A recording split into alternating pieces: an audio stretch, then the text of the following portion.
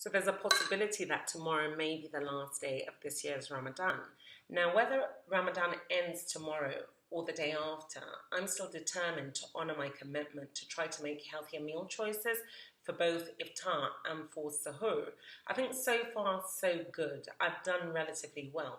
Even though I've fallen off the gauntlet once in a while and I've been unable to sustain the full green journey that I had embarked on at the start of Ramadan, by and large, I think I've stayed true to making healthier choices in terms of what I eat.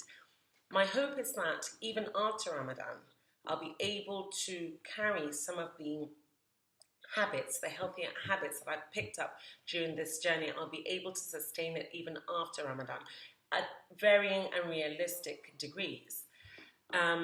Today I'm back with salad. Now I know I've had a lot of salad during the whole course of Ramadan, but you know, I'm becoming so much more adventurous with the way that I make my salad.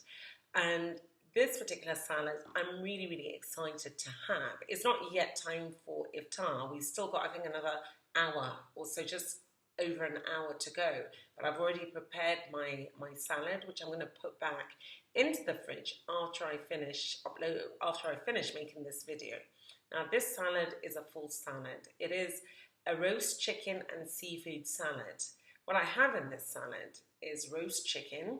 I've got seafood, a lot of different kinds of seafood. I've got some smoked salmon in there, which I love. I've got some shrimps in there, which I absolutely adore. I've got a lot of little pieces of seafood that I put in there. And then I've got some avocado, which I absolutely love avocado. I've got avocado in there. I've got, of course, tomatoes. And I know I've spoken about moringa leaves, and I've made a couple of smoothies with moringa leaves, which, you know, I've enjoyed. And like I say about moringa leaves, the benefits of moringa cannot be overstated. It's an incredible ingredient, and it's one that I want to really incorporate more into my daily diet. So I've got some moringa leaves in there. I don't know how the salad is gonna taste with the moringa leaves on its own. I've got rocket in there. I love rocket. I just love the taste and the smell of rocket leaves. So I've got rocket in there. I've got lettuce in there. I've got some kidney beans, and I've got some cashew nuts. Now I love cashews. I love cashew nuts. Ordinarily, I get cashews here in Nigeria. Even in the I don't really get cashews in London as much as I would like to. Here in Nigeria, during the season, I think the season has now gone. It's now beyond the season, so you don't have they don't sell cashews. It's not really very common now because it's not in season. But during season, I buy cashews. I eat cashews like no man's business. I just love the way the acidity of cashews. When I take cashews, what it does, it's so acidic that it almost numbs your mouth, and I just love that sort of numb, tingly feeling that I get after I take cashews.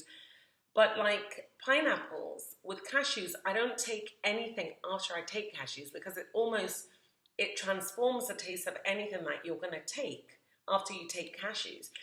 And I know it's the same with pineapple, and I've in some of my other videos, for those who have seen them, I have spoken about my disdain for pineapple because it sort of corrupts the taste of anything that I take after I take the pineapple. And even though with cashews, it still has a similar effect. But for some reason, I love the taste of cashews, and I love the way it makes me feel. It just numbs my mouth, and it kind of makes you feel as if you've crossed over into some sort of a twilight zone, if you know what I mean.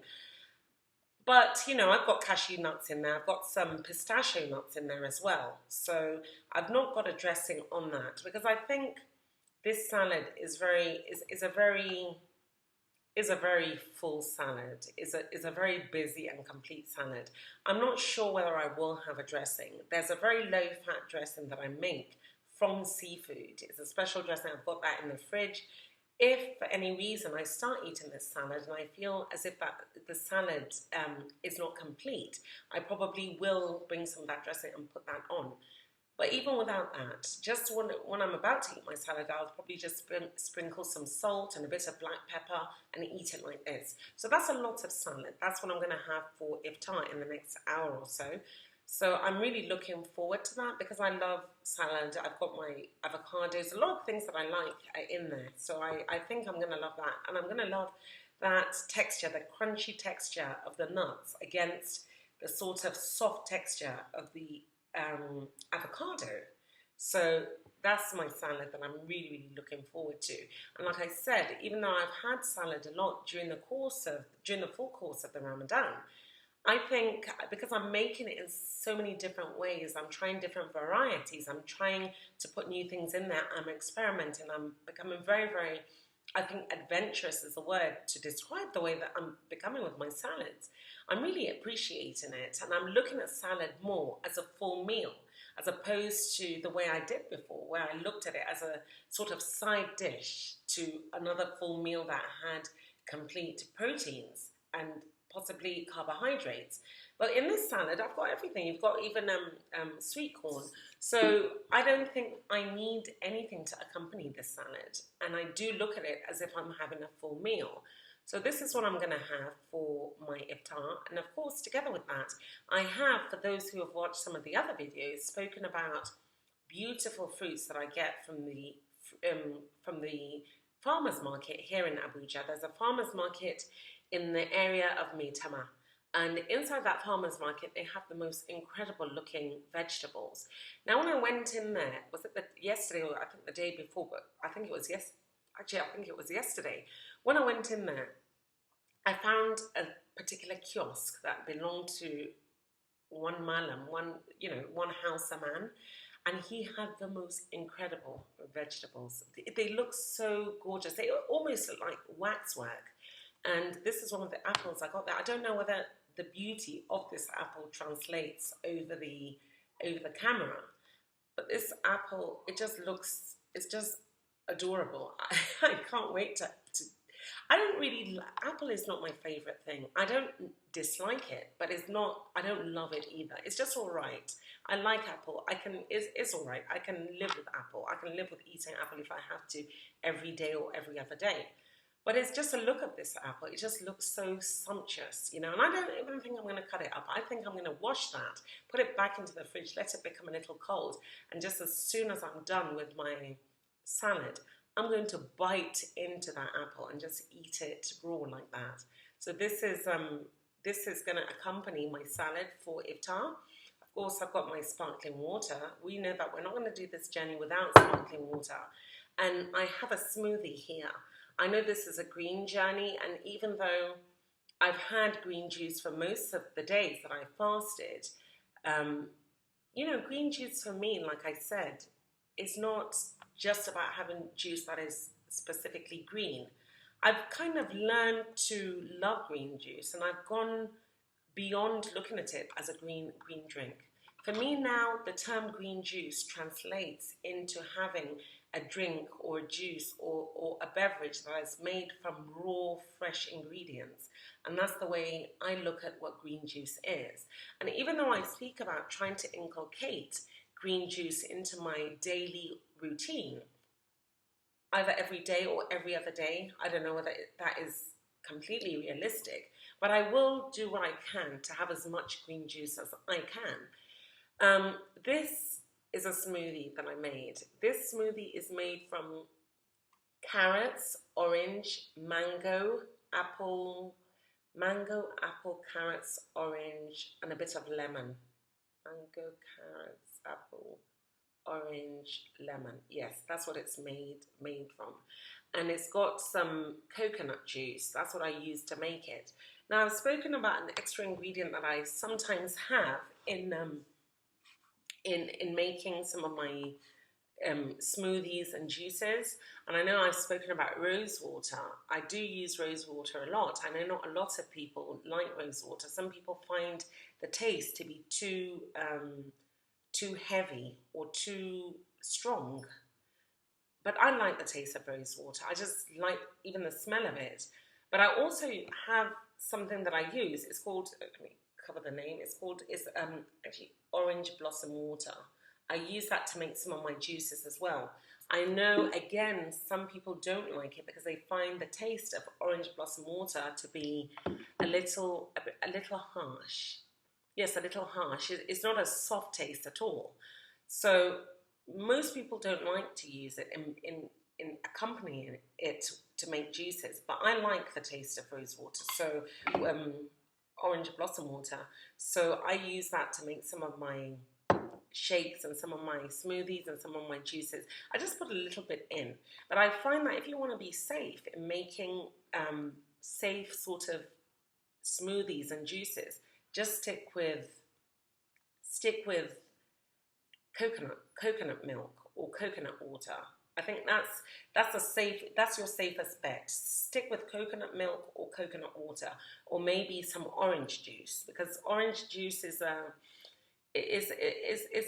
nice taste. It's a very pleasant taste, I think, for the most part, especially if you get really nice oranges, the type that we get here. You know what? I love being in Nigeria, because even though I love being in the UK, I appreciate both locations, both homes that I have for what they are. And one of the great things about being in Nigeria is having the ability to have really, really fresh ingredients. The fruit that you get, you can go to the market, you can go to the farm and pick the fruits direct from the tree. You can go to the farmer's market and know that they just picked it from the farm themselves. But when I'm in the UK, I get it when I go to the supermarket to buy some of these fruits surrounded by fresh ingredients. I just get the sense that it's not that fresh. Perhaps it's because I've been exposed to having fresh ingredients right here in Nigeria. So while I'm here and I'm making juices and some of my eating plan based on fresh ingredients, I'm going to make the best of it, and that's exactly what I've done. So right here, it's a juice that I've actually made it with sparkling water. I don't know how that's going to be. Normally, I don't make juices with sparkling water because I just want to have the juice on its own. I don't want it to feel as if I'm taking some fizzy pop or some sodium drink. So I just kind of I just keep the sparkling water to drink on its own, and I keep it away from mixing it with anything else. But today I made this green juice, even though it's kind of red. But it is, like I explained, what I see as green juice. That's what green juice translates to in my understanding. So this is made from watermelon, honeydew, mint, and cucumber. Yeah, watermelon, honeydew, mint, and cucumber. And then it's got sparkling water. Now, I don't really like watermelon. In fact, I cannot stand watermelon. Let me not kid around. I really can't stand watermelon. And I tried to stay away from it. I've had watermelon in one of my juices only once, I think, during the course of this whole eating plan. And I can't say that I didn't enjoy that particular drink, but I can't say I really enjoyed it either.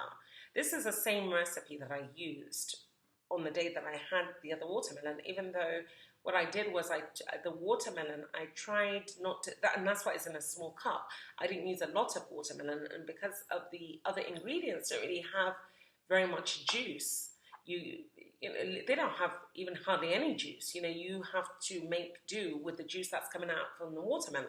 So what happens is the drink is going to taste more like watermelon than any other thing that you put in there.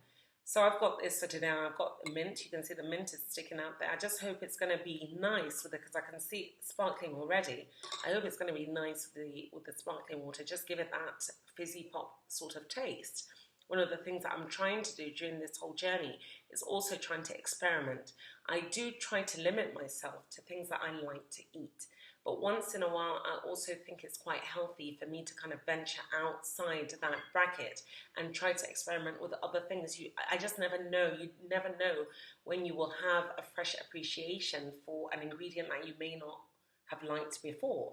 So that's going to go straight back into the fridge. It's going to be really cold. So once it's really cold, I know I'm going to enjoy it a lot more, because I'm a person that likes to take cold drinks. And that's going to go back into the fridge and brought out in the early hours of the morning for Sahoor. So for Sahoor, I'm also having this peppered chicken. It's peppered chicken. I just love chicken. I love pepper chicken. I've had something similar to this, even though that one I think was baked. It was chicken wings. This is also chicken wings, but this is pepper chicken.